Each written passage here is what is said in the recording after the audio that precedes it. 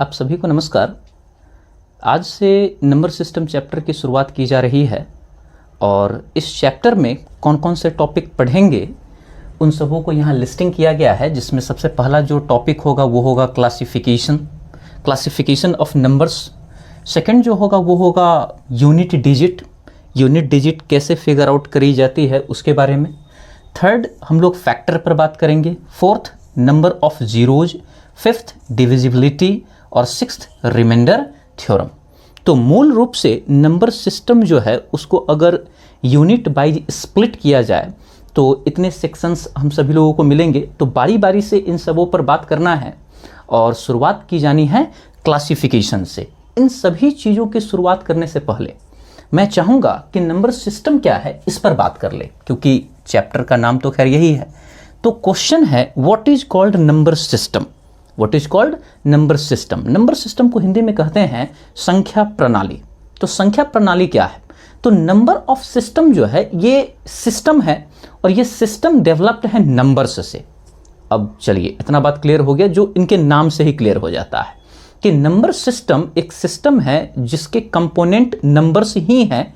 But एक specific noticeable बात यह है कि वो जो सिस्टम होगा उनमें जितने भी नंबर्स होंगे उन सबों में एक पर्टिकुलर प्रॉपर्टीज होगा, एक विशिष्ट विशेषता होगी, जिस विशेषता के कारण वह उस सिस्टम में उपस्थित होंगे।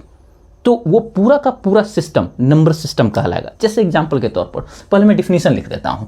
तो नंबर सिस्टम की डिफिनीशन के संदर्भ में आप लिख सकते हैं कि number system is a system of numbers developed on the basis of their specific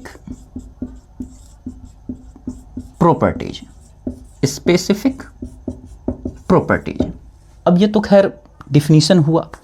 example को जब मैं आपके सामने रखूंगा तब आपको ये चीज़ और अच्छे से समझ में आएगा। तो एग्जाम्पल पर भी बात कर लेते हैं। जैसे मान के चलिए एक मैं एग्जाम्पल तैयार करता हूं और इसमें एक सिस्टम मैंने डेवलप किए, एक सेट तैयार किए और इस सेट में जो मैंने नंबर्स डाले वो वे नंबर्स हैं जो 2 से कंप्लीटली डिवाइड हो जाते हैं।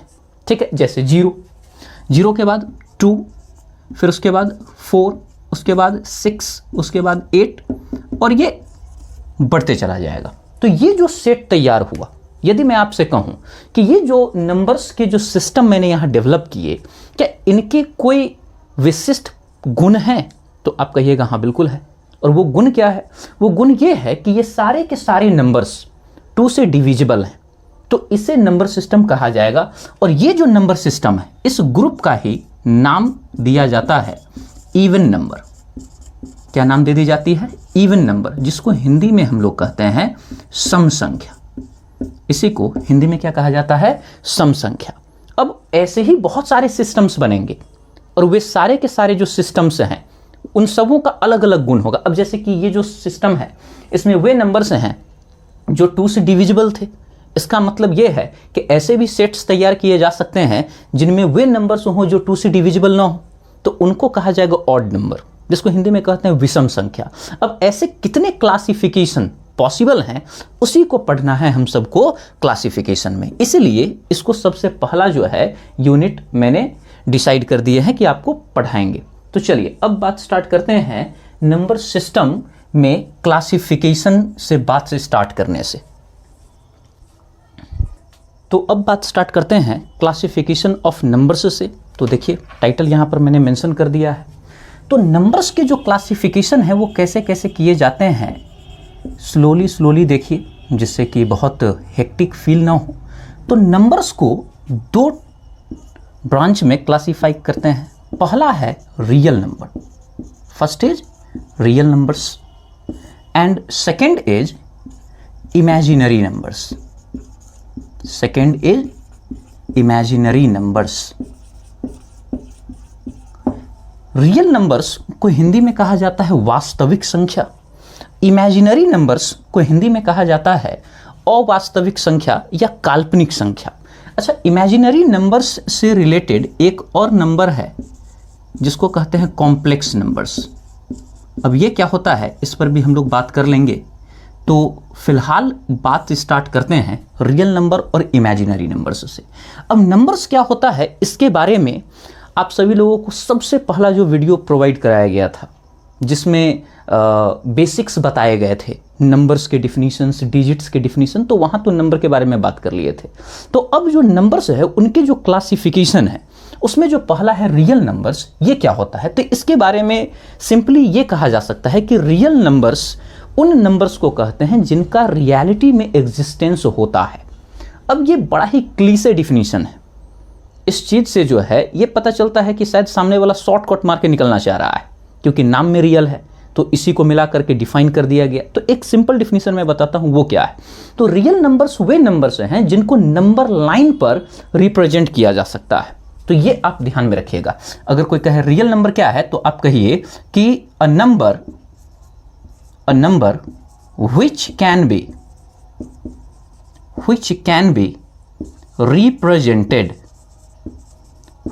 be represented on number line is called real number, दुनिया की कोई भी संख्या जिसको आप नंबर लाइन पर रिप्रेजेंट कर सकते हैं उसे कहते हैं रियल नंबर। कोई भी संख्या जैसे 5, 6, 7, इन सबों को नंबर लाइन पर एक्सप्रेस किया जा सकता है। √2, √3 इन सबको भी रिप्रेजेंट किए जा सकते हैं। कैसे किए जा सकते हैं वो आगे हम लोग बात कर लेंगे। अब जब रियल नंबर को डिफाइन कर लिए तो फिर इमेजिनरी नंबर क्या है।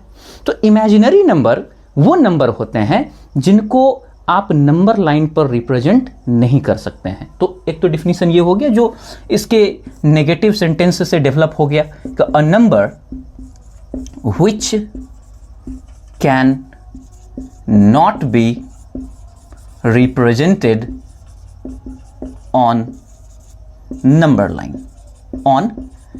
लाइन। तो ये तो एक ये हो गया। अब देखिए एक और मैं आपको इमेजिनरी नंबर से रिलेटेड बात बताता हूं जो काफी काम का है, इसको ध्यान में रखिएगा। इमेजिनरी नंबर जो है वो नंबर है जिसकी आप केवल कल्पना कर सकते हैं, रियलिटी में इसके होने का स्कोप तक नहीं है। जैसे कि मान के चलिए यदि मैं आपसे कहता हूं कि किसी भी नंबर के स्क्वायर करे तो आंसर पॉजिटिव आएगा या नेगेटिव आएगा। तो यदि आप थोड़ा सा सोचें तो आप कहिएगा कि किसी भी नंबर का स्क्वायर करे तो आंसर हमेशा पॉजिटिव आएगा। हमेशा क्या आएगा? पॉजिटिव। जैसे यदि मैं 2 का स्क्वायर करूं तो आंसर 4, -2 का स्क्वायर करूं तब पर भी answer 4। So the square of any number will always give the positive number.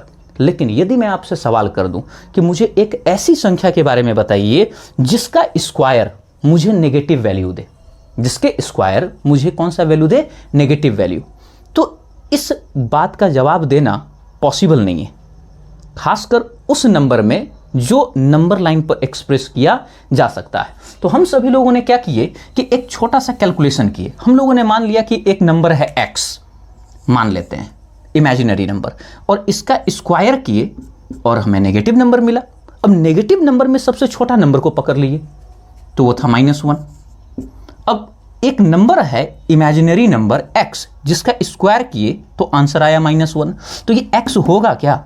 तो फिर x equal to square equality के उधर गया तो ये हो गया √(-1). और ये जो √(-1) है इसी को बोलने लगे हम लोग इमेजिनरी नंबर, जिसको डिनोट किया गया I से, because I is the first letter of imaginary word. और इस I को हम लोगों ने बोलना चालू किया आयोटा। क्या बोलना चालू किया? आयोटा। तो यदि आपसे कोई कहे कि what is the value of iota, तो आपको यह रिलेशन याद रखना है कि iota is equal to √(-1). Iota is equal to √(-1). Second question, iota is a real number और एन इमेजिनरी नंबर? तो इसका आंसर होगा कि iota is an imaginary number. Iota जो है वो एक इमेजिनरी नंबर है। क्यों? क्योंकि ऐसी कोई संख्या रियलिटी में है नहीं जिसके स्क्वायर करके नेगेटिव वैल्यू प्राप्त किया जाए। Now the second question is कि क्या सर कोई जरूरी है कि -1 को ही रूट में डाले तो वो इमेजिनरी नंबर बने? अगर मैंने रूट के अंदर -2 डाल दिए तो हाँ बिल्कुल वो भी इमेजिनरी नंबर है। मीन्स इमेजिनरी नंबर में केवल इसी को एग्जाम्पल के रूप में नहीं लिख सकते हैं। इमेजिनरी नंबर के अंतर्गत हम लोग लिख सकते हैं root under -2, root under -3 ... etc।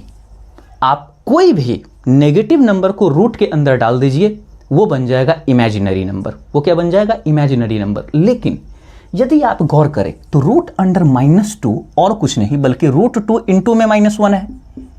√2 into of root under -1, और रूट अंडर -1 को ही क्या कहते हैं? आयोटा। मीन्स ये है √2 आयोटा। इसका मतलब ये हुआ कि जो मूल इमेजिनरी नंबर है ना, वह आयोटा ही है। और ये आयोटा जिन भी नंबर के साथ मल्टीप्लिकेशन में जाएगा वो सब के सब क्या बन जाएंगे? वो सब के सब बन जाएंगे इमेजिनरी नंबर। वो सब के सब क्या बन जाएंगे? Imaginary number. तो आई होप कि इमेजिनरी नंबर के बारे में आपको समझ में आ गया होगा। आपका जो कोर्स है, जो कॉम्पिटिटिव मैथमेटिक्स है, उसका जो पूरा का पूरा कोर्स है वो ज़्यादा एक्सपैंड करता है रियल नंबर्स के तरफ। इमेजिनरी नंबर्स के तरफ बातें बड़ी कम की जाती है। लेकिन जैसा कि आपको याद है कि यूपीएससी के CSAT में जो एक मैथमेटिक्स के पैटर्न में परिवर्तन किया गया, जिससे बहुत सारे वैसे स्टूडेंट्स जो मूल रूप से आर्ट्स बैकग्राउंड से थे, ह्यूमैनिटी बैकग्राउंड से थे, उन लोगों को बड़ी तकलीफ हुई। क्यों? क्योंकि CSAT पढ़ाने वाले जो शिक्षक हैं उन सभी लोगों के द्वारा नंबर सिस्टम पर बात जितना हो सके नॉमिनल किया जाता था। और मैं आपको बता दूं, उस पेपर को आप देखिएगा तो मैक्सिमम नंबर जो क्वेश्चंस न्यू इंट्रोड्यूस किए गए वो सारे के सारे नंबर सिस्टम से थे। तो इसलिए अगर नंबर सिस्टम से सवाल जो पहले नहीं पूछा जाता था पूछा जाने लगा, तो फिर संभव है कि आने वाले समय में अगर वैसा ही एक बार और परिवर्तन हो तो इमेजिनरी नंबर से भी सवाल आने लगे। इसीलिए मैं चाह रहा हूं कि लगभग सारे सेक्शन को पकड़ लूं। चीज़ें बड़ी आसान हैं, ध्यान दीजिएगा तो अच्छे से समझ में आ जाएगा। तो आई होप कि रियल नंबर और इमेजिनरी नंबर आपको अच्छे से समझ में आ गया होगा। तो इसको नोट डाउन किया जाए। तो अब बात स्टार्ट करते हैं इमेजिनरी नंबर पर इन डिटेल, मतलब जितना हो सकता है फिलहाल के लिए। तो इमेजिनरी नंबर जो है ये होता क्या है, इस पर पहले बात करते हैं। रियल नंबर को थोड़े देर के लिए हम लोग जो हैं पॉज कर दिए हैं, क्योंकि रियल नंबर पर ही पूरा का पूरा चैप्टर है, जिसमें आपको कुछ बात पहले से भी पता होगा कि रियल नंबर 2 टाइप के होते हैं, रैशनल नंबर फिर इर्रेशनल नंबर। तो उन सब चीज़ के बारे में आगे बात करेंगे। फिलहाल है इमेजिनरी नंबर। इमेजिनरी नंबर के बारे में आपको अभी तक जितना मैंने बताया उससे बस ये समझ में आया कि इमेजिनरी नंबर के लिए जो सबसे प्रमुख किरदार है वो है i, जिसका वैल्यू होता है √1। और ये जिससे भी गुना कर गया, ये i जिसके साथ भी लग गया, चाहे मल्टीप्लिकेशन में हो या डिवीजन में हो, तो आप समझ जाइए कि वो भी बन गया इमेजिनरी नंबर। वो भी क्या बन गया? Imaginary number. अब i से रिलेटेड जो रिलेशन है, इसके 2-3 वैल्यूज पर आपको बात करनी है। जैसे आयोटा का मान √1 होता है, यह बात तो क्लियर है। अब यदि दोनों तरफ स्क्वायर करें, या ऐसे आप समझिए ना कि ये जो रूट है ये अगर जंप करके इधर आ जाए तो आयोटा स्क्वायर का वैल्यू हो जाएगा √1 से बदल करके -1। फिर सोच के देखिए कि आयोटा स्क्वायर और -i जो है दोनों तरफ अगर आयोटा से गुना कर दे, जैसे इधर आयोटा स्क्वायर है और इधर है -1, तो इधर आयोटा से गुना करते हैं और इधर भी आयोटा से गुना करते हैं, तो iota into iota square is equal to iota to the power 3 और -1 into iota is equal to -iota. तो एक रिलेशन ये आया। और उसके बाद लास्ट एक बार और इसको स्क्वायर कीजिए, तो आयोटा स्क्वायर का जो स्क्वायर होगा that will become iota to the power 4 और -1 का स्क्वायर क्या हो जाएगा? +1। बस इतना ही। ये 4 रिलेशन अगर आपको पता है तो अब आप आयोटा से रिलेटेड किसी भी सवाल को सॉल्व कर सकते हैं, जिसमें मैं कुछ क्वेश्चन करके दिखाऊंगा, आपको पैटर्न समझ में आ जाएगा। तो आयोटा से रिलेटेड बातें यहाँ तक हो गई। अब एक क्वेश्चन मैं यहाँ पर लिखता हूँ और उसको मैं खुद सॉल्व भी करूँगा और उसी से एक फॉर्मूला और मैं बता दूंगा। यदि मुझसे कोई कहे कि iota plus iota square plus iota to the power 3 plus iota to the power 4 के वैल्यू बताई जाए, question mark. So what will be the value of this equation? तो इसको सॉल्व करने के लिए मैं इस तरीके से आगे मूव करूंगा। पहले तो मैंने सवाल को लिखे, और उसके बाद सब के वैल्यू लिखने चालू किए, रूट में नहीं, बस ऐसे ही आयोटा का आयोटा ही। आयोटा स्क्वायर का जो वैल्यू है वो होता है -1, तो आयोटा स्क्वायर के जगह पर मैंने लिख दिया -1। आयोटा टू दी पावर 3 का वैल्यू होता है माइनस आयोटा, तो यहां पर मैंने लिख दिया माइनस आयोटा। और आयोटा टू दी पावर 4 का वैल्यू होता है 1, तो यहां पर लिखी गई है 1। -1 से +1 कट हो जाएगा, प्लस आयोटा से माइनस आयोटा कट हो जाएगा, और यहां पर आंसर आ गया 0। अब ये जो क्वेश्चन है, अब ये क्वेश्चन से मैं एक फॉर्मूला यहां डेवलप करने जा रहा हूं, और वो ये कि यदि आयोटा के 4 सीरीज एकदम सामने प्लस में हो और इनके पावर AP में हो, जैसे ये 1 है, ये 3 है, ये 5 है, ये 7, तो गैप 2 का है। तो अगर ऐसा पैटर्न मिल जाए तो हमेशा जो 4 जो आयोटा का जो जोड़ा, मतलब यहाँ जो एक समूह बनेगा, इनका आंसर हमेशा 0 आएगा। इसको मैं थोड़ा सा ऐसे लिख देता हूँ, बहुत ज़्यादा डेप्थ में नहीं जाइए, सिंपली समझिए कि आयोटा का पावर 4 अगर 1 है तो इसका भी स्क्वायर करेंगे तो 1 ही होगा। मतलब अगर आयोटा का पावर 4k हो जाए तो इसका वैल्यू हमेशा 1। अब इसको अगला क्या होगा, अगर ये 4k है तो ये होगा 4k + 1। उसके बाद इसके आगे फिर क्या आएंगे, iota to the power 4k + 2, फिर इसका अगला iota to the power 4k + 3। इनके वैल्यू हमेशा क्या होंगे, 0। It's value will always be 0। यह बात हमेशा याद रखना है कि आयोटा के अगर 4 टर्म लगातार क्रमशः सामने आ जाए तो उनका योगफल हमेशा किसके बराबर होगा, 0। मीन्स अगली बार अगर क्वेश्चन आपको कोई दे दे कि आयोटा का पावर 31, आयोटा का पावर 32, आयोटा का पावर 33 प्लस ऑफ आयोटा का पावर 34, 31, 32, 33, 34 लगातार है, 4 है, answer 0। Answer will be what, 0। अब 4 अगर 0 है, अगर आयोटा का पावर 35 भी होता देन, तो उसके लिए कुछ खास अलग से नहीं करनी है, बस जो 0 हो सकता है 0 करके हटाइए और बाकी को सॉल्व कर देंगे। जैसे कुछ क्वेश्चन मैं आपको और करके दिखाता हूं, फिलहाल इसको नोट डाउन किया जाए। अब कुछ इन क्वेश्चंस को जो सामने आपको दिख रहे हैं इनको सॉल्व करते हैं और कुछ सीखेंगे यहां से। तो question is iota to the power 20, इसका वैल्यू पूछा गया है। तो सबसे पहले तो क्वेश्चन को मैं उतारूंगा, फिर 20 को मैं लिखूंगा iota to the power 4 into of 5। उसके बाद मैं लिखूंगा आयोटा टू दी पावर 4 और ब्रैकेट देकर के इसके ऊपर 5। आपको याद होगा एक मैंने सर्ड्स एंड इंडिसेस पढ़ाए थे जिसमें बताया था कि ब्रैकेट टूटता है तो गुना हो जाता है, इसका मतलब गुना रहे तो मैं ब्रैकेट अपने मन से दे सकता हूं। अब आयोटा टू दी 4 का वैल्यू मैंने बताया है 1, और 1 का पावर जब आप 5 कीजिएगा तो इसका वैल्यू भी आएगा 1। So this is the answer of first question. Now second question, iota to the power 33। अब देखिए हमेशा उपाय क्या करना है पता है, हमेशा उपाय ये करना है कि जो पावर है वो 4 के मल्टीपल में आ जाए। किसके, 4 के मल्टीपल में, क्योंकि 4 के मल्टीपल में आएगा बस उसका आंसर 1 हो जाना है। जैसे इसको देखिए 20 था ना, शुरू में ही मुझे पता था कि आंसर 1 होगा क्योंकि 4 5 जा 20। अगर यहाँ 8 होता, 12 होता, 16 होता, 20, 24, 28, यहाँ कोई भी पावर हो जो 4 से पूरा पूरा कट जाए तो उसका वैल्यू हमेशा 1 ही आएगा। यह बात ध्यान में रखनी है, ठीक है। इसलिए मैंने लिखे थे आई टू द पावर 4k। यदि आपको ये चीज़ थोड़ी सी कंप्रीहेंसिव नहीं लग रही है तो इसको याद कर जाइए, iota to the power 4k is equal to 1, कि 4 के मल्टीपल में कोई भी रहे तो उसका वैल्यू 1 रहेगा। अब नेक्स्ट देखिए, अब इसको 4 के मल्टीपल में बनाने का ट्राई करेंगे, क्योंकि 33 तो 4 से पूरा पूरा कटता नहीं है, तो हम सोचेंगे कि क्या होता तो पूरा पूरा कट जाता। तो 32, अगर 32 होते तो काम हो जाता। तो मैं यहाँ लिख देता हूँ 32, अब प्लस में लिख देता हूँ 1। अब अगला स्टेप में मैं जो करूँगा काम वो ये कि मैं लिखूँगा आयोटा टू द पावर 32 और ये 1 को अलग कर देंगे तो फिर लिखेंगे आयोटा टू द पावर 1। और अब हमें पता है कि 4 गुने 8 32, तो इसका वैल्यू 1 आने ही वाला है। तो इसके जगह मैं सीधे लिखूँगा 1 इंटू में आयोटा टू द पावर 1, 1 लिखा नहीं जाता है तो बस ये हो गया आंसर। Answer is iota. तो आई होप ये समझ में आया हो। तीसरा, इसके साथ भी वही करेंगे, इसके साथ भी वही करेंगे। अब देखिए 258 है, और देखना है कि ये 4 से डिविजिबल है या नहीं। तो आप करो क्या, मैं डिविजिबिलिटी में पूरा पढ़ाऊंगा, चूंकि मैंने अभी पढ़ाया नहीं इसलिए एकदम बच्चे के तरीके से मैं, जैसे आप लोग भाग करते हैं वैसे मैं कर दे रहा हूं। तो यहां आप लगाइएगा 6 टाइम्स,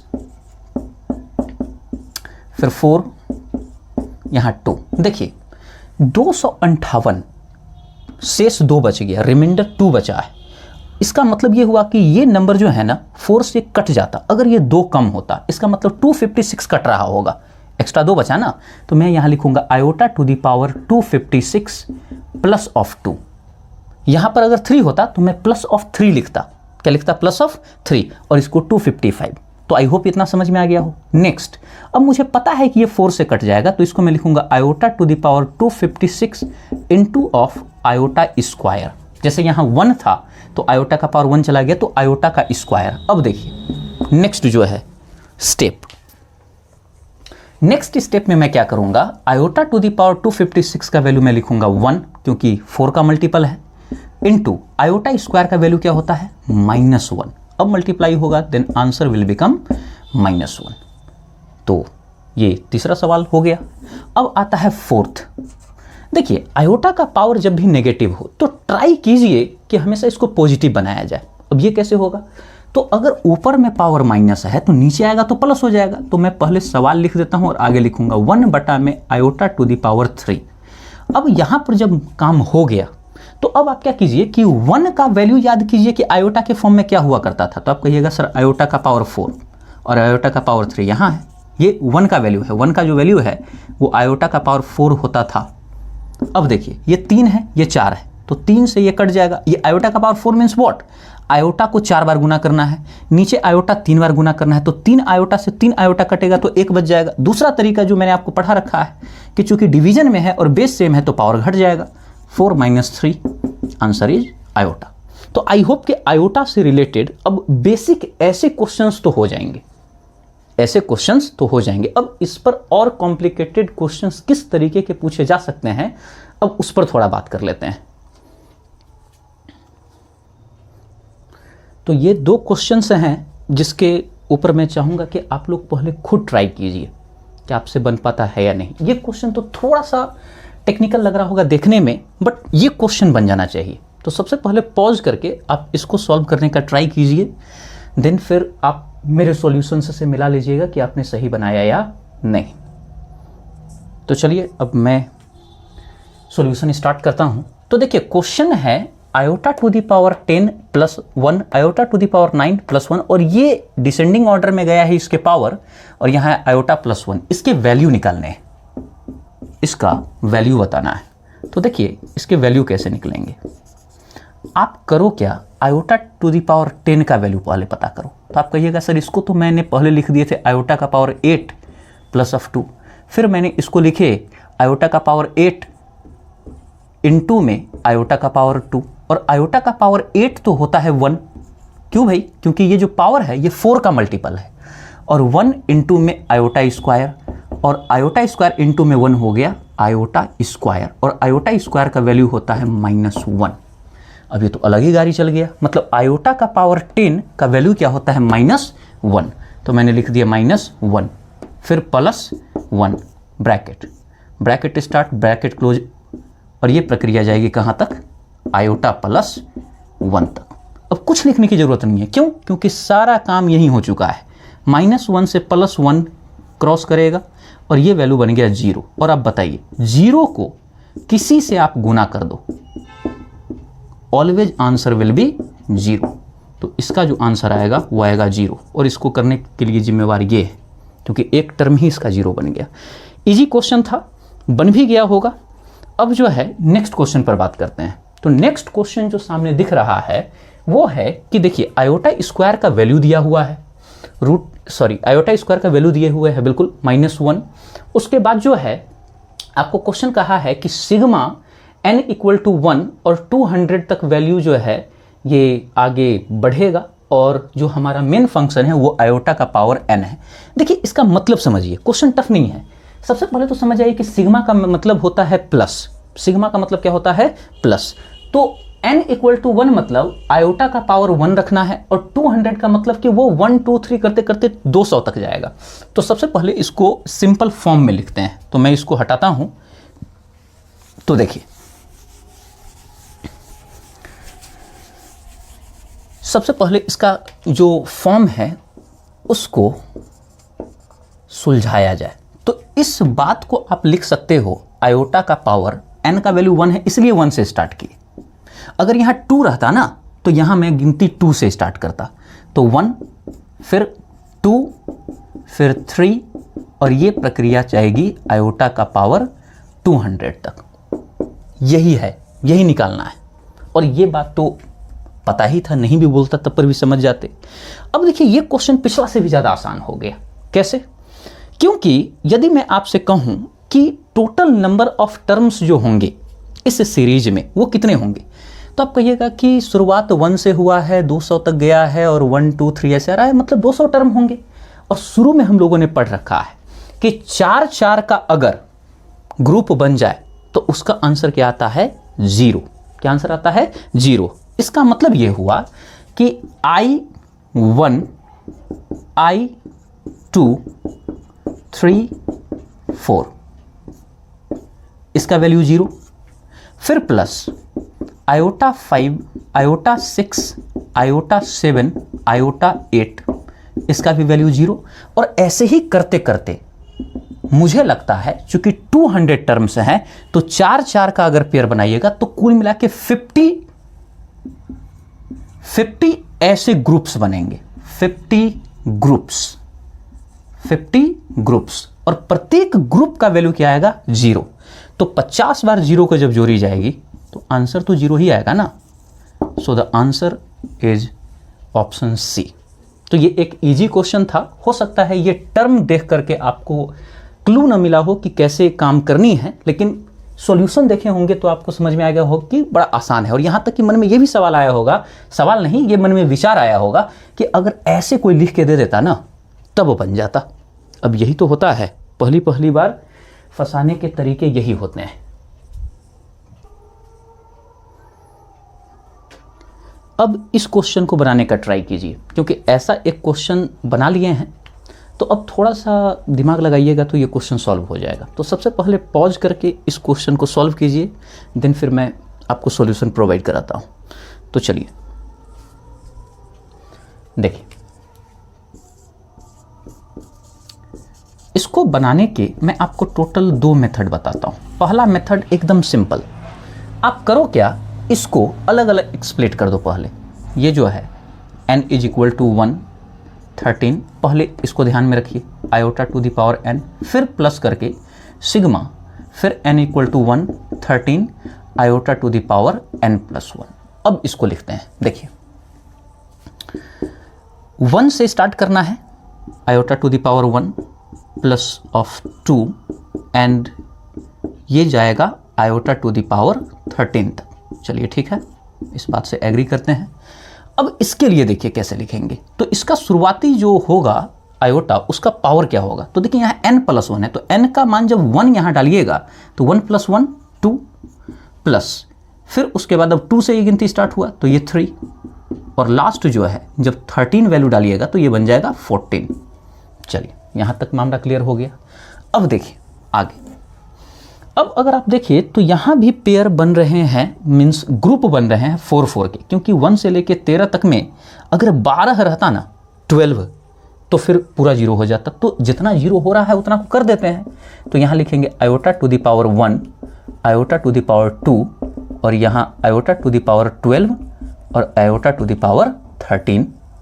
फिर उसके बाद आपको मैंने बताया कि ये जो 0 होगा इसके लिए जरूरी नहीं है कि गिनती 1 से ही स्टार्ट हो, कहीं से भी हो, बस एक लाइन में होना चाहिए। तो 2 से भी तो है, तो I2 I3 I4 I5 ये जो 4 होगा इसके वैल्यू 0 हो जाएंगे। तो इसके भी 12 टर्म 0 होंगे, केवल I14 बच जाएगा। जैसे इसका अंतिम ये बचा है, तो I2 I3 ये I13 तक जाएगा और I14 यहां बच जाएगा। ये पूरा गया 1 से लेके 12 तक, यहां ये 2 से 13 तक, तो यहां तो 0 हो गया, plus iota to the power 13 फिर ये 0 हो गया और ये हो गया आयोटा टू द पावर 14। बस इसको सॉल्व कर दीजिए, आंसर आ चुका है। आयोटा का पावर 13 जो है इसको आप लिख सकते हो 12 प्लस में 1, फिर इसको आप लिखोगे आयोटा का पावर 12 प्लस में 2, और अब तो सीख गए होंगे ये आयोटा का पावर 12 1 होगा क्योंकि 4 का मल्टीपल है, पर आयोटा का पावर 1 यहाँ लिख देते हैं।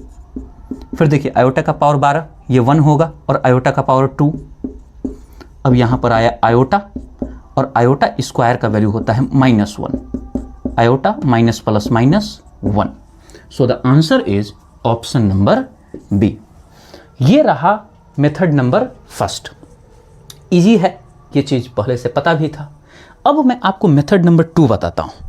दोनों मेथड जान लीजिए ताकि जब ऐसे क्वेश्चन सामने आवे तो जिस मेथड से भी आप सहूलियत महसूस करें उस मेथड से सॉल्व कर लें। अब मेथड नंबर 2 जो है इसको देखिए। मेथड नंबर 2, मेथड नंबर 2 में मैं देखूंगा कि ये आयोटा का पावर n है और ये n+1 है, n plus of n+1, n is equal to 1 and 13। अब ध्यान दीजिए कि दोनों में आयोटा का पावर n है। ये कैसे पता चलेगा तो देखिए अगला स्टेप से पता चल जाएगा। n1 13, इसको मैं लिख सकता हूं आयोटा पर n, और इसको मैं लिख सकता हूं iota to the power n into में iota to the power 1, because n+1 है। अब यहां भी आयोटा का पावर n, आयोटा का पावर n, तो इसको निकाल लेते हैं कॉमन। तो यहां पर आयोटा का पावर n कॉमन होगा, तो इसको तो फिर ऐसे ही रहने दीजिए। n इज 1 13 आयोटा n, अब यहाँ कुछ है नहीं तो यहाँ 1 हो जाएगा, प्लस अब यहाँ से आयोटा का पावर n तो चला गया लेकिन आयोटा तो है, तो यहाँ मैंने आयोटा लिख दी। अब देखिए जिसके ऊपर n नहीं है, अब उसका सिग्मा के अंदर कोई काम नहीं है तो उसको निकाल के बाहर फेंकिए, तो 1 प्लस आयोटा यहाँ है बैठा हुआ। अब अंदर में बेचारा फंस गया कौन, आयोटा का पावर n, ये वाला टर्म। अब यहाँ से आप खेल एक बार में क्लियर कर सकते हैं। अब मैं मान के चलता हूँ कि इतना आप सोच लेते हैं कि 1-2 स्टेप उड़ा सकते हैं।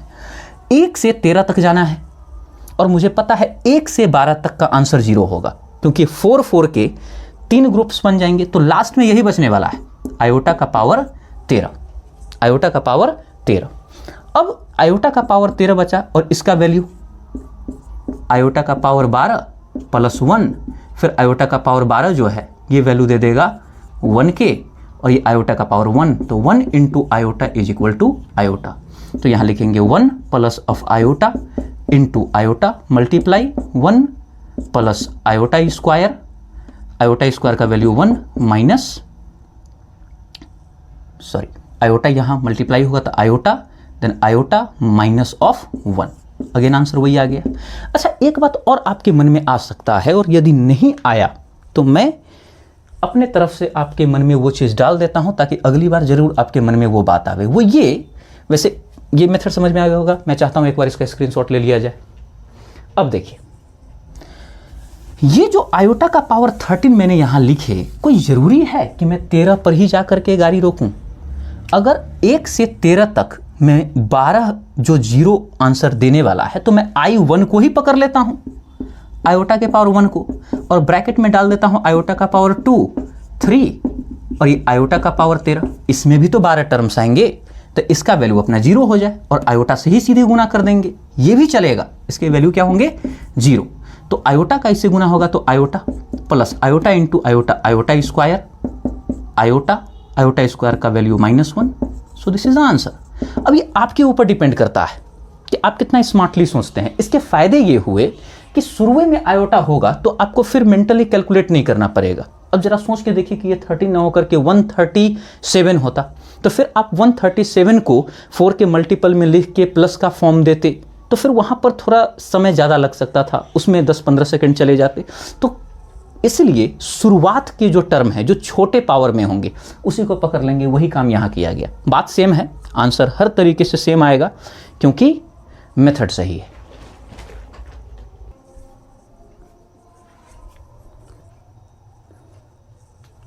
तो आयोटा से रिलेटेड जो क्वेश्चंस हैं उसको यहीं पर विराम देंगे इस क्वेश्चन से।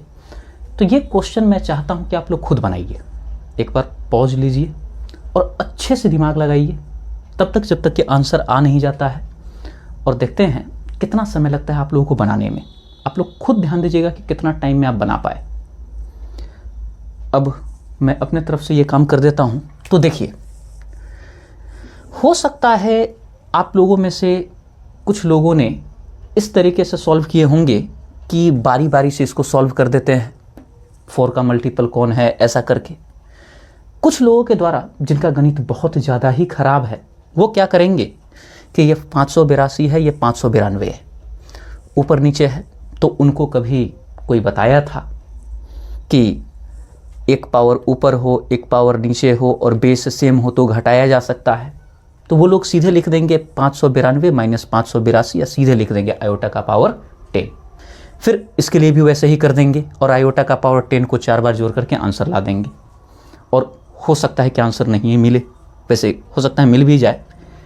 तो ये 2 तरीके के जो हैं काम किए जा सकते हैं। पहला जो मेथड आपको मैंने कहा, जो कि सब एक एक का निकाल के तब कैलकुलेट करना, उससे तो खैर आंसर आ भी जाएगा। लेकिन दूसरा जो है, आप जो घटाएंगे उससे कभी नहीं आएगा। ठीक है, तो मैं आपको बताता हूं कि इसके बनाने के स्मार्ट अप्रोच क्या है।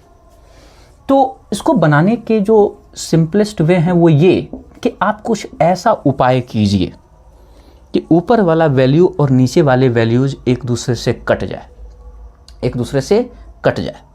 अब ये होगा कैसे?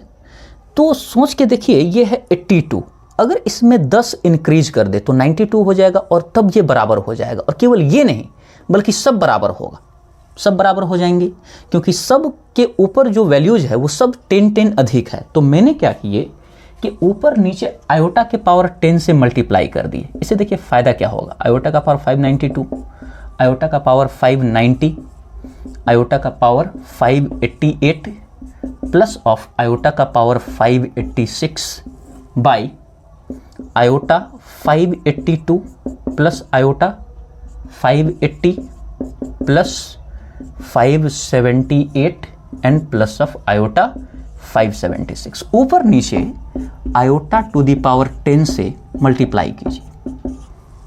और इरादा बस नीचे ही मल्टीप्लाई करने का, उसको तो आराम से रखेंगे वहीं। अब ये तो जैसे का तैसे लिखा जाएगा, iota to the power 592, 590, 588, 586 by ये 10 इससे गुना होगा, क्योंकि बेस सेम है तो गुना में पावर जुड़ता है। तो 582 और 10 जुड़ करके बन जाएगा 592। फिर 80 10 जुड़ करके हो जाना है 590। फिर आयोटा 588, फिर आयोटा 586 और ऊपर वाला आयोटा ऐसे ही रह जाएगा, आयोटा का पावर 10। अब अगर आप इसको देखें तो कंप्लीटली ये आपस में बराबर हो गया, तो कट जाएगा 1 times into iota to the power 10। अब आई होप कि डायरेक्ट देख के भी आप लोग आंसर दे रहे हैं। 1 इंटू आयोटा का पावर 10, 4 2 जा 8, आयोटा का पावर 8 का वैल्यू 1, 2 बचेगा तो iota square 1 into iota square का वैल्यू -1, तो हो गया -1। Answer will B -1। तो ये सही तरीके हैं। अब बहुत सारे लोगों के मन में ये सवाल आ सकता है, इट इज ऑब्वियस थिंग, कि सर वो तो ठीक है कट कर दिया गया, लेकिन इसको जो इससे कट किए इसमें गड़बड़ी क्या था? मुझे तो अभी भी सही लग रहा है जो मैंने किए, भले आंसर ना आया हो।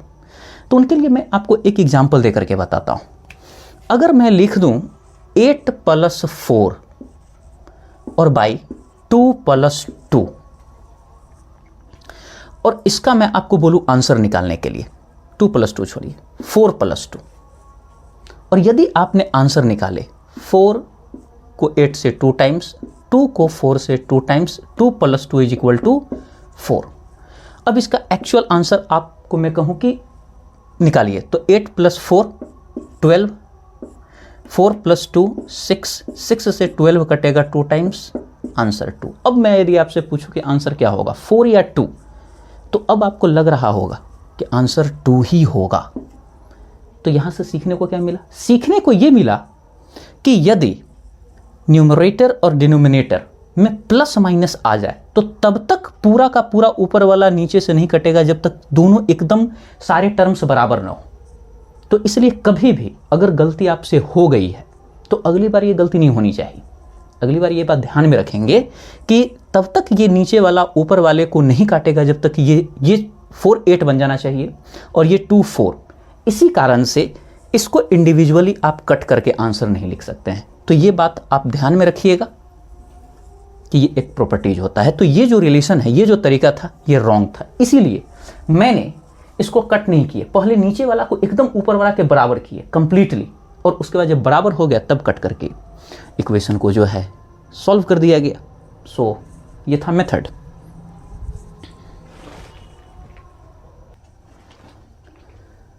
अब बात स्टार्ट करते हैं कॉम्प्लेक्स नंबर पर।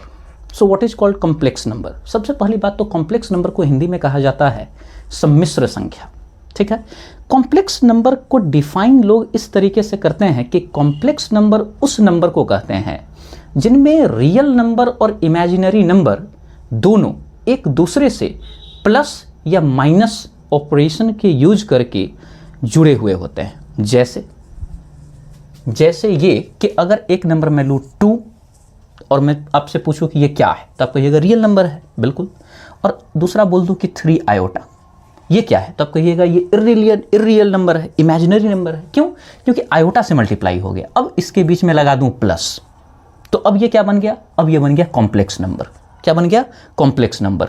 तो लोगों का मानना है कि कॉम्प्लेक्स नंबर उस नंबर को कहते हैं जो डेवलप तब होता है जब रियल नंबर और इमेजिनरी नंबर को एक दूसरे से प्लस या माइनस से जोड़ते हैं। अब ये लगभग सभी मैथमेटिशियन का मानना है। मेरा व्यक्तिगत विचार ये है, और मैंने जो सीनियर प्रोफेसर्स हैं जो मेरे थोड़े बहुत नज़दीक आए और उनसे बातचीत करने का मौका मिला, तो मैंने जब बात की कि इमेजिनरी नंबर और कॉम्प्लेक्स नंबर अलग अलग नहीं बल्कि सेम है, तो शुरू में तो वो बोले कि नहीं, दोनों अलग अलग है। जैसा अभी आपको भी लग रहा होगा कि नहीं, अलग अलग तो है। लेकिन मैंने लॉजिक ये दिए कि कॉम्प्लेक्स नंबर के लिए यही ना कहा गया कि रियल नंबर और इमेजिनरी नंबर का प्लस होना चाहिए। तो मैंने उनसे कहे कि जरा बताइए कि 3 आयोटा क्या है, ये इमेजिनरी नंबर है या कॉम्प्लेक्स नंबर है? तो कहा गया कि इमेजिनरी नंबर है। तो फिर मैंने कहा 0 + 3 आयोटा ये क्या है? अब यहां पर सोचना पड़ गया उन लोगों को। इसके रीजन ये है क्योंकि 0 एक रियल नंबर है। 0 एक क्या है? Real number. तो 3 आयोटा इसको आप कहते हैं कि यह है इमेजिनरी नंबर। और जब मैं इस तरीके से लिखता हूं तो आप कहते हो कि यह है कॉम्प्लेक्स नंबर, जबकि दोनों तो सेम ही है। इसका मतलब इमेजिनरी नंबर और कॉम्प्लेक्स नंबर में किसी प्रकार का कोई अंतर होता नहीं है, ये दोनों सेम ही होते हैं। अब यदि मुझसे कोई कहे कि कॉम्प्लेक्स नंबर को डिफाइन आप कैसे करना चाहेंगे, कुछ इस तरीके से कि इमेजिनरी नंबर और कॉम्प्लेक्स नंबर आपस में बराबर ना हो, तो मैं कहूंगा कि कॉम्प्लेक्स नंबर उस नंबर को कहा जाता है जिसको लिखी जाती है रियल नंबर और इमेजिनरी नंबर, रियल नंबर और इमेजिनरी नंबर के प्लस या माइनस फॉर्म में, बट एक मैं यहां कंडीशन डाल दूंगा, where real number is not equal to 0, where real number is not equal to 0, तब जाकर के कॉम्प्लेक्स नंबर का डिफिनीशन करेक्टली डिफाइन हो पाएगा। लेकिन कोई मैथमेटिशियन अभी तक अपनी किताब में इस तरीके से नहीं लिखा है, और न लिखने के बावजूद ये भी बोल रहा है कि इमेजिनरी नंबर और कॉम्प्लेक्स नंबर एक दूसरे से क्या होते हैं? अलग अलग होते हैं, जो कि थोड़ा डाउटफुल है। तो चलिए अब बात स्टार्ट करते हैं कॉम्प्लेक्स नंबर से कि कॉम्प्लेक्स नंबर को डिनोट कैसे करते हैं, इसके फॉर्म क्या है। तो समझिए, कॉम्प्लेक्स नंबर जो है इसको डिनोट किया जाता है Z से। अब आप एक ग्राफ को समझिए और याद कर जाना है। ये जो x एक्सिस आपको दिख रहा है ये रियल नंबर को बताएगा। किसको बताएगा? Real number. Okay. y axis किसको बताएगा? ये बताएगा इमेजिनरी नंबर को। ये बता दिया इमेजिनरी नंबर को। चलिए, और यहां पर एक पॉइंट है और इस पॉइंट का कोऑर्डिनेट मैंने मान लिए x, y। अब ये जो पॉइंट है इसका अगर मैं x एक्सिस पर प्रोजेक्शन खींचूं तो यहां से यहां तक का जो गैप होगा ये x है, तो ये x ही होगा। ये आप लोग 9th-10th में पढ़े होंगे। और इसका प्रोजेक्शन अगर मैं यहां खींच दूं तो फिर यहां से यहां तक का जो गैप होगा, चूंकि ये y एक्सिस पर है तो ये y होगा। और ये जो पॉइंट है, अगर मैं कहूँ कि ये जेड जो है इसी का कोऑर्डिनेट था। देखिए कोऑर्डिनेट जब भी दिखाते हैं तो दो बराबर का चिन्ह ऐसे होता है, कोऑर्डिनेट के लिए 3 लाइन खींच देते हैं, ठीक है। तो इसके जो मैग्नीट्यूड होंगे वो इस ओरिजिन मूल बिंदु से यहाँ तक का होगा, और इसके मैग्नीट्यूड को कहेंगे mode of Z, mode of Z. अब ये y है तो ये भी क्या होगा y। अब यहां से क्या हो गया, देखिए यहां से ये क्लियर हो गया कि z जो है इसका अगर आर्गेंड प्लेन में ARGAND z का कोऑर्डिनेट x, y है, तो इसको लिखने के तरीके क्या है, इसको हम लोग लिख सकते हैं z is equal to x, x is what, real number, तो x, और जो y है, y क्या है, y इमेजिनरी नंबर है, तो इसके लिए लिखेंगे iota y, x plus of iota y। तो हमेशा याद रखिएगा z के संदर्भ में z को कोऑर्डिनेटिव फॉर्म में ऐसे लिखते हैं, और अगर इक्वेशन फॉर्म देना जाए तो ऐसे लिखा जाएगा। तीसरी बात इसके मैग्नीट्यूड से रिलेटेड है, तो इसके लिए बस पाइथागोरस थ्योरम को याद कीजिए। अगर आप ध्यान दें तो ये तो यहाँ पर 90 डिग्री होगा, यहाँ पर बनने वाला जो एंगल है वो होगा थीटा, क्या मान लेते हैं, थीटा। तो अगर आप इसको देखें तो ये एक राइट एंगल ट्रायंगल है, जिसको हिंदी में कहते हैं समकोण त्रिभुज। 90 डिग्री के सामने वाला जो साइड होता है वो होता है हाइपोटेन्यूज, जिसको H से डिनोट करते हैं। ये राइट एंगल ट्रायंगल की सबसे बड़ी साइड होती है, और एंगल जहां भी हो, अब यहाँ थीटा हो सकता है, यहाँ भी हो सकता है, तो अगर थीटा यहाँ दे दे तो थीटा के सामने वाला जो होता है ये वाला, ये होता है P, परपेंडिकुलर, और जो तीसरा बच गया उसे कहते हैं बेस। अब एक व्यक्ति थे पाइथागोरस नाम के, उन्होंने कहा कि भैया सबसे बड़ा वाला जो भुजा है उसका स्क्वायर करोगे तो वो इन दोनों के स्क्वायर के प्लस के बराबर होगा, means h square is equal to p square plus of b square. इसको आप लोग ध्यान में रखिएगा। अब इस बात को अगर गौर करें तो इसका शकल कुछ इससे मैच करता है, जहां h के जगह पर मोड ऑफ z है, तो मैंने लिख दिया मोड ऑफ z का स्क्वायर बराबर, अब p का स्क्वायर प्लस b स्क्वायर, तो किसी को भी लिख दीजिए पहले, उसे क्या फर्क पड़ता है, प्लस ही करना है। अब रूट जो उधर बनेगा स्क्वायर के जाने के बाद, तो मोड ऑफ z का फॉर्मूला हो जाएगा root under x square plus of y square, x square plus of y square. तो ये बड़ा ही एक सिंपल सी बात थी, कॉम्प्लेक्स नंबर का लगभग बात आप समझ गए हैं। अब एक दो बातें करनी है और उसी के साथ कॉम्प्लेक्स नंबर क्या हो जाएगा, एंड। तो इसको जो है आप लोग कैप्चर कर लीजिए और नोट डाउन कर लीजिएगा।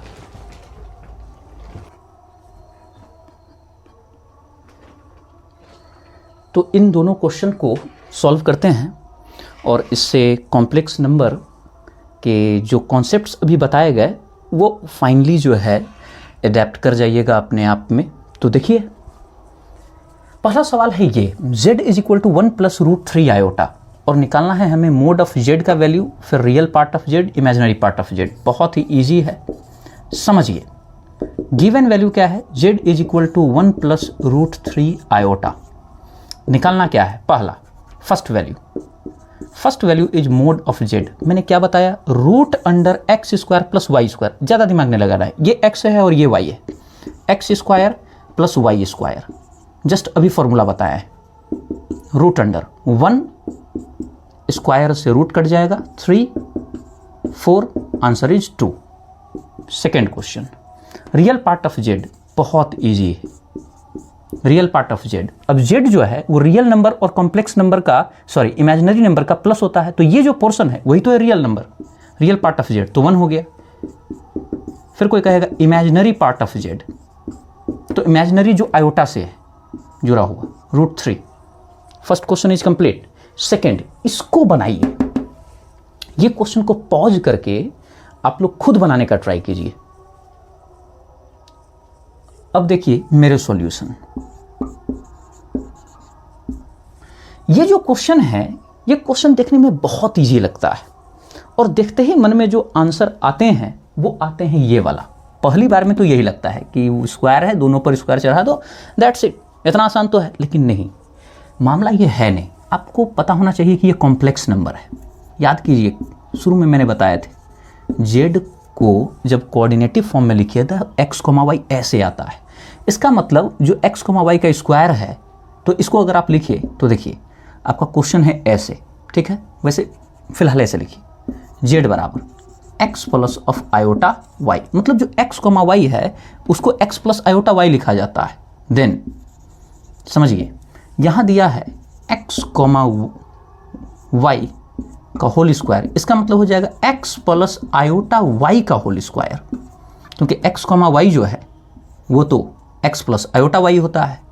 अब इसको ए प्लस बी के होल स्क्वायर पर आप ऑपरेट कीजिए, तो ये हो गया x square plus iota y का whole square plus of 2 into x into iota y, और ये हो जाएगा x square plus iota square y square plus 2xy iota, और आयोटा स्क्वायर होता है -1, तो जब मल्टीप्लाई करेगा तो ये बन जाएगा x square minus y square plus of 2xy into of iota. अब इसको ध्यान से देखिए, ये जो आपका पार्ट है ये रियल पार्ट है, तो आपको पता है कि ब्रैकेट में ये रियल पार्ट होता है, तो रियल पार्ट आप क्या लिखिएगा x square minus y square, comma जो आयोटा से गुना में होता है वो होता है आपका इमेजिनरी पार्ट y, तो इसके लिए आप लिखिएगा 2xy।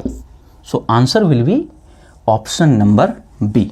तो ये क्वेश्चन अच्छा था, आई होप आप लोगों से बना भी हो, और नहीं भी बना हो तो कोई दिक्कत नहीं है, अब बन जाएगा, तो इसको भी नोट डाउन कर लीजिए। तो अब हम लोगों को कॉम्प्लेक्स नंबर में बस ये 4 टॉपिक पढ़नी है, जिसको अगले वीडियो सेशन में हम लोग कर लेंगे, जिसमें सबसे पहला है z का ai मीन्स एडिटिव इन्वर्स, दूसरा है z का mi मल्टीप्लिकेटिव इन्वर्स, उसके बाद तीसरा है z का conjugate, and fourth last z का एम्पलीट्यूड और आर्ग्यूमेंट। ये थोड़ा सा इंपॉर्टेंट माना जाता है, और ये सब के सब नेक्स्ट सेशन में कंप्लीट हो जाएंगे।